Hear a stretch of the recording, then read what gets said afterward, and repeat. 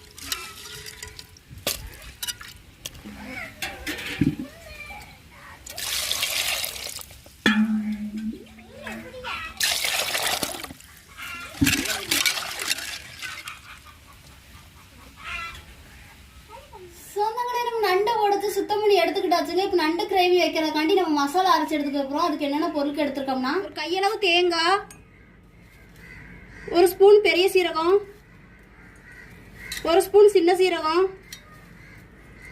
3 பச்சைக்காய், தேவையான மஞ்சப்பொடி, தேவையான தண்ணி ஊற்றிக்கிறோங்க.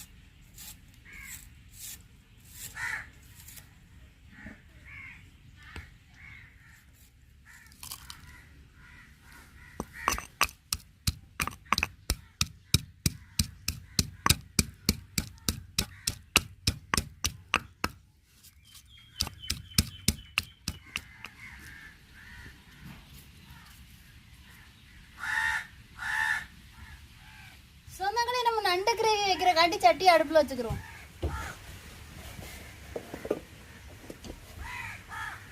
சட்டி காஞ்சிருச்சுங்க, எண்ணெய் ஊத்திக்கிறோம்.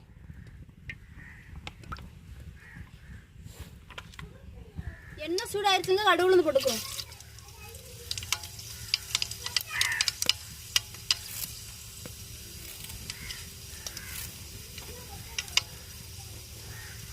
கருவேப்பிலை போட்டுக்கிறோம்.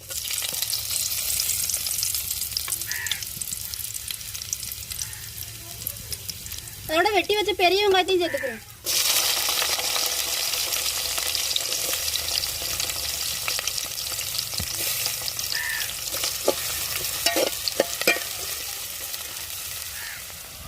இதோட நம்ம தக்காளி வெள்ளைப்பூடையும் சேர்த்துக்குருவோங்க.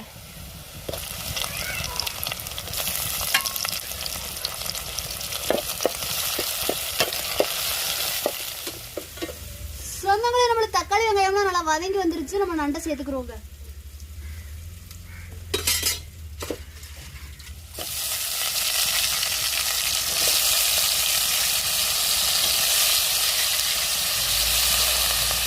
இதோட நம்ம அரைச்சு வச்ச மசாலையும் சேர்த்துக்கிறோங்க. தேவையான தண்ணி சேர்த்துக்கிறோம்.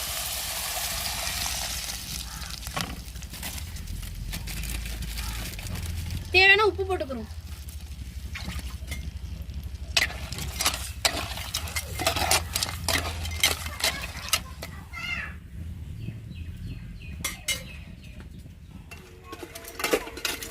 சொந்தங்களே நம்மளுக்கு நண்டு கிரேவி ரெடி ஆயிடுச்சுங்க. இறக்கி வச்சு நம்ம குடும்பத்தோட சாப்பிடணும்.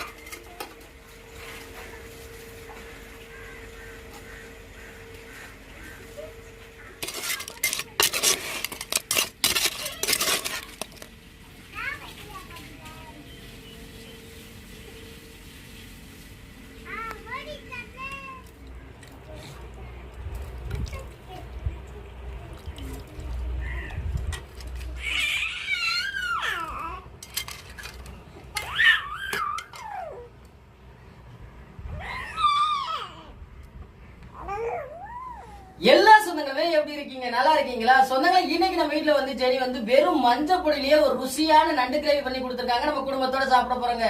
இதே மாதிரி நீங்க கிரேவி பண்ணிருந்தா நம்ம வீடியோக்களை கமெண்ட் பண்ணுங்க.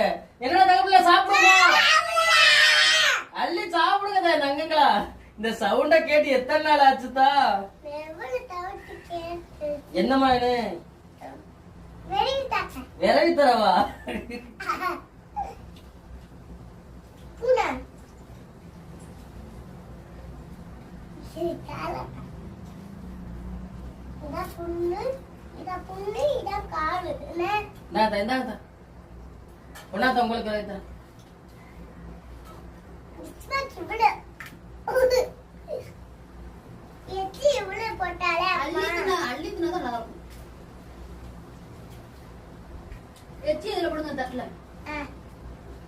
உங்களுக்கு அள்ளி சாப்பிடுங்க நங்குங்களா.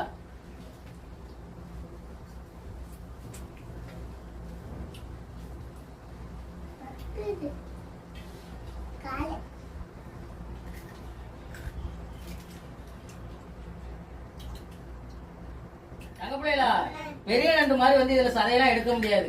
இந்த நண்டை எப்படி சாப்பிடணும்னா அப்படியே தோடோடைய கடிச்சிடணும். நல்லா சவச்சு டேஸ்ட ஃபுல்லா சாப்பிட்டுட்டு சக்கையை துப்பிடணும். என்னத்தா?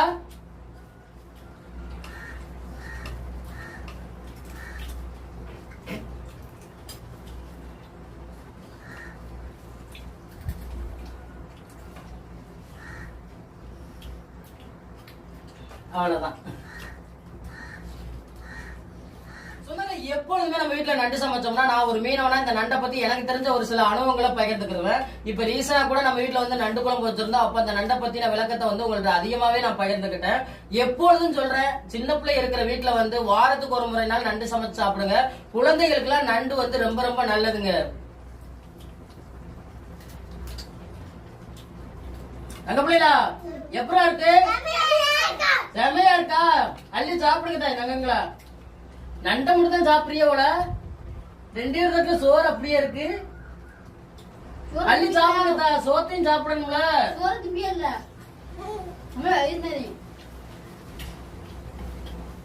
அப்பா சாப்பிடுற மாதிரி சாப்பிடுங்க, நல்லா இருக்கலாம். அழுகுதா சோத்தா எப்படி அழுகுதா வாங்கிதா வாயில ஸ்கூல்ல பா சோறப்பல முன்றியா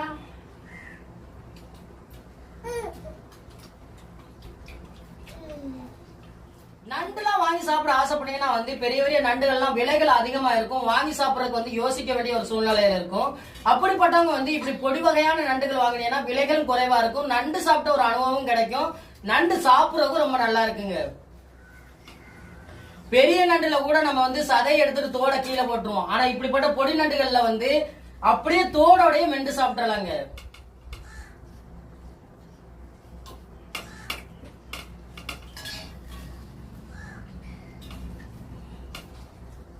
சரி, நம்ம சொந்தங்களை சொல்ல வேண்டிய சொல்லுங்கத்தா. சொந்தங்களே, நாங்க வச்ச நண்டு கிரேவி எப்படி இருந்துச்சுன்னு வீடியோ கீழே கமெண்ட் பண்ணுங்க. இந்த ஒரு வீடியோ பத்தி உங்களுக்கு பிடிச்சிருந்தா லைக் பண்ணுங்க, ஷேர் பண்ணுங்க, எங்களுக்கு சப்போர்ட் பண்ணி ஆதரவு கொடுங்க. சொந்தங்களே, இந்த ஒரு வீடியோ பத்தி உங்களுக்கு பிடிச்சிருந்தா அந்த வீடியோவை லைக் பண்ணுங்க, மறக்காம நம்ம சேனலை சப்போர்ட் பண்ணி சப்ஸ்கிரைப் பண்ணுங்க, உங்க நண்பர்களுக்கு வீடியோ ஷேர் பண்ணி உங்களுடைய புல் சப்போர்ட்டை நம்ம சேனல்ல கொடுங்க.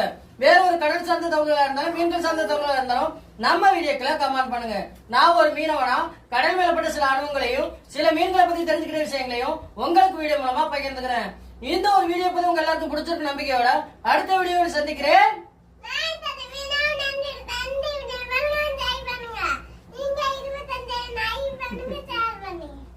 நீங்க எதுவும் சொல்லல சொல்லுங்க, நம்ம சொந்தங்களை டாடா சொல்லுங்க.